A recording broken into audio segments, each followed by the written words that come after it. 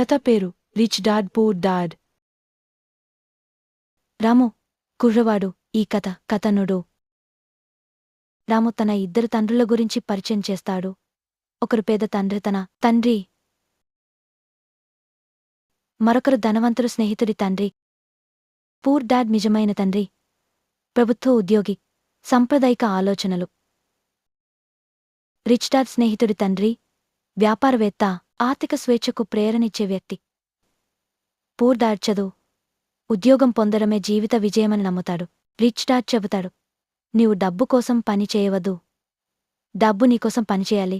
Rich dad మాటలు రామును ఆలోచనలో ముంచుతాయి. డబ్బును సంపాదించడంపై ఆసక్తి పెరుగుతుంది. రాము పాపకార్ నమ్మే చిన్న వ్యాపారం మొదలుపెడతాడు. రిచ్ డాడ్ రాముని ఆస్తులు, బాధ్యతల గురించి బోధిస్తాడు. పూర్ డాడ్ అంటాడు, ధనవంతుల విషయంలో ఎక్కువ రిస్క్ ఉంది. రాముని ఆలోచనలతో మొదలైన చిన్న వ్యాపారం పెద్దదిగా మారుతుంది. రాము తాను నేర్చుకున్నదంతా పాట మాదిరిగా చెప్పుకుంటూ కొత్త తరం పిల్లలకు దిశానిర్దేశం చేస్తాడు. ఈ కథ మొత్తం సందేశం పెద్ద డబ్బు కాదు, సరైన ఆర్థిక బోధనే నిజమైన సంపద. మీకు ఈ వీడియో నచ్చినట్లు అయితే సబ్స్క్రైబ్ చేసి ఒక లైక్ చేయండి.